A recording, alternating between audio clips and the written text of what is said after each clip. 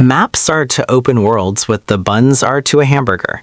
The element that's taken for granted but holds the whole thing together, and on whose shoulders rests the weight of the entire experience.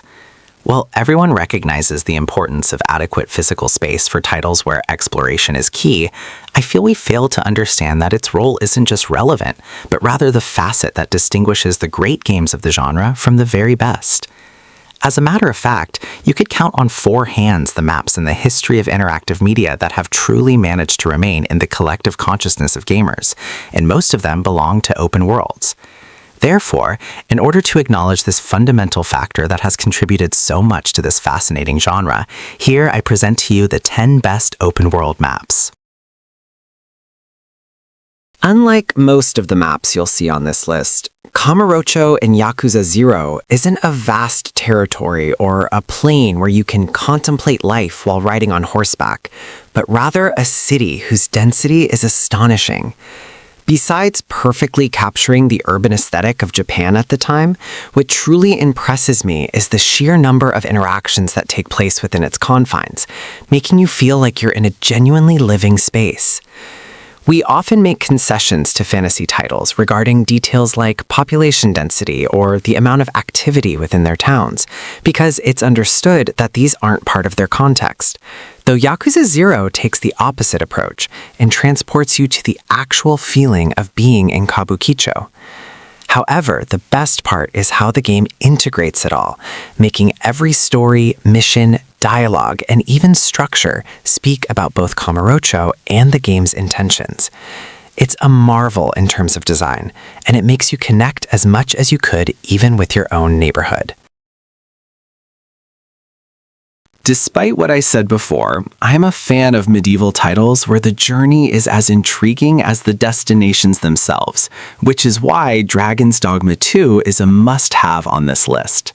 Not only are Vermund and Battle 2 distinct ecosystems with countless settlements, caves, bosses, secrets, and breathtaking visual wonders, but the trip between them is pure adventure.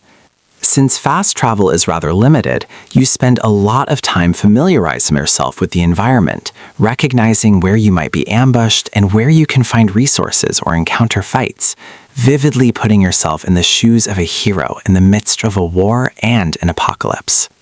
Walking at night and having to deal with a pack of wolves, defeating a lich, resting by a campfire, and finally resuming your journey to reach the city, only to find it besieged by an ogre, is a concatenation of wonderful events in both the first hour and the 50th, and that's why Dragon's Dogma 2 is incredible. Speaking of apocalypses, few fascinate me as much as the one presented in Death Stranding, as it approaches the subject in a completely different way compared to other titles of the genre, such as Fallout and The Last of Us. Although aspects like the struggle for resources and the establishment of settlements remain, Kojima Productions manages to give it a different feel by placing the weight of the experience on the intrinsic difficulties of movement and, therefore, the importance of the geography and environmental conditions. Each visual is more beautiful than the last, so much so that you can't help but use its wonderful photo mode constantly. But what is really captivating comes from its combination with the atmospheric sound design and the gameplay, where mastering the map is essential. Knowing which vehicle to use depending on where you're going, understanding the areas where BTs might be, circumventing mule camps, and marveling at each biome are Death Stranding's soul, and this is true both from a narrative and a gameplay perspective. Among the dozens of reasons why Assassin's Creed was one of my favorite sagas during its heyday, one of the main ones is its ability to transport us to historical settings, though none quite like Assassin's Creed 2's Italy. When you see the architecture, roads, costumes, and the combination of natural and urban landscapes paired with the game's inherent fantasy, you find a truly fascinating fusion of worlds that enhances the experience on multiple levels. Above all, because it gives an amazing sense of life to parkour, making exploration a delight with few precedents, but also because it manages to immerse you in the era, helping you appreciate even more its renaissance and the importance of painting, its technological advancements, sculpture, and even mathematics. Assassin's Creed 2 creates an outstanding symbiosis of reality and fiction, and its depiction of places like Florence demonstrates this in a virtually undeniable way. Just remembering using eagle vision to see those incredible panoramic views of each area gives me goosebumps, and that says it all. Creating a dynamic, open world is difficult, as is making it realistic or alive. So it's no surprise The Witcher 3 Wild Hunt has impressed everyone by managing to embody all three of those qualities.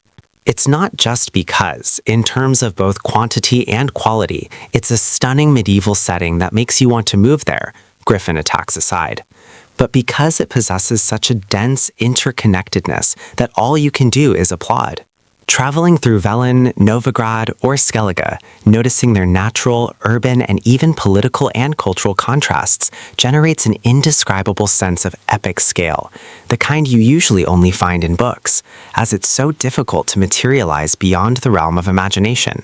That in itself is astonishing, though The Witcher 3 Wild Hunt blends it all through interactions with NPCs, quests, and the consequences of player decisions, impacting every context and artificial life form to such an extent that we haven't yet seen it replicated. More than 10 years have passed since its release, and it remains to be seen when anyone will match the depth and scope of CD Projekt Red's work. If riding on Roach's back weren't absurdly uncomfortable and tedious, it would be tough to dethrone it.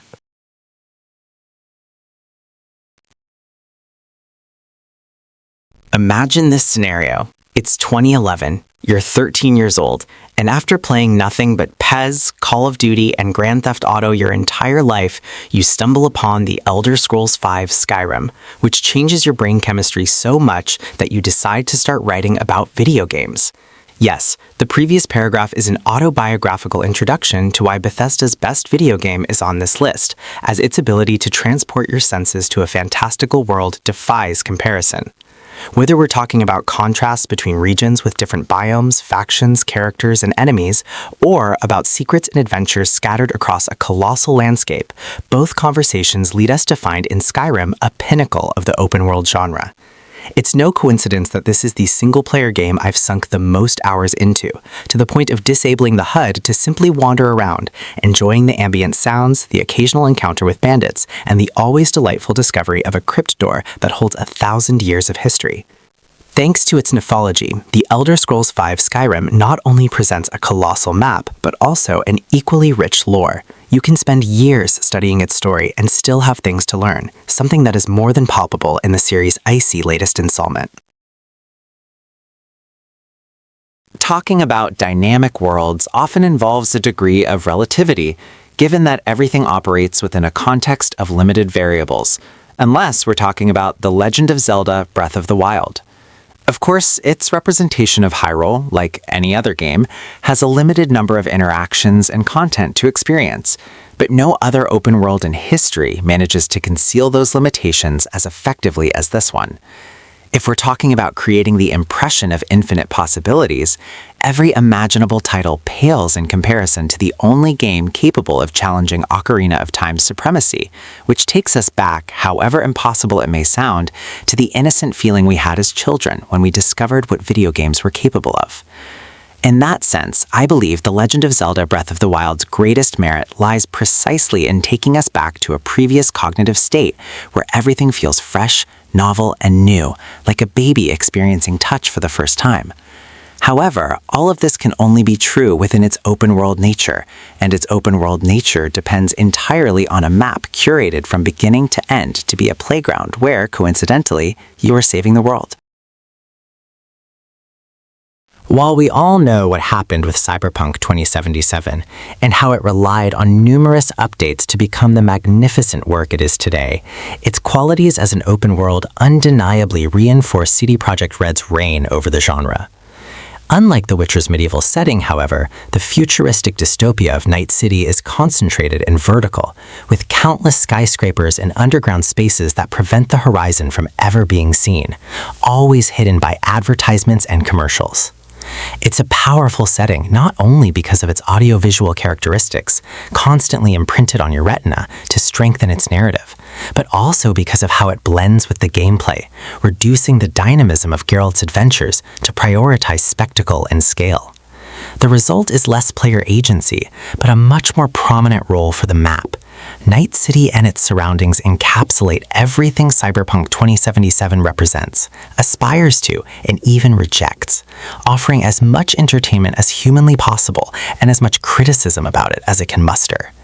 You may have completed all the side missions, seen all the miscellaneous objectives, bought all the apartments, and used all the vehicles, but you'll still want to return to explore more, and that's something few open-world games can claim. Even with less dynamism than Breath of the Wild, less density than Cyberpunk 2077, and fewer activities than Skyrim, not a single fiber of my being doubts that the Lands Between and Elden Ring is the ultimate video game map. Never in my more than 20 years as a gamer, half of which I've spent as a video game journalist, have I experienced such a degree of awe and wonder with each discovery, and I'm only referring to the strictly geographical aspects. Going down to the Siofor River, arriving in Leyndell, discovering Farum Azula, teleporting to Caelid. In terms of biomes and their differentiation, size and number of both visible and hidden areas, including the interconnectedness that compels you to become an expert in topography, this game is unparalleled. Then you delve deeper, stumble upon Stormvale Castle, the Academy of Raya Lucaria, or Volcano Manor, and spend 20 hours immersed in each one, gratifyingly lost among passageways, staircases, elevators, and more, increasingly realizing you're experiencing a scale and level of detail you've never seen before. Elden Ring doesn't have the critical depth, population density, or gameplay diversity of its contemporaries, though it sacrifices those qualities precisely for the sake of its map. Therefore, this conversation is much easier than if we were comparing them generally as open worlds, so I have no doubt which one is the king of the terrain.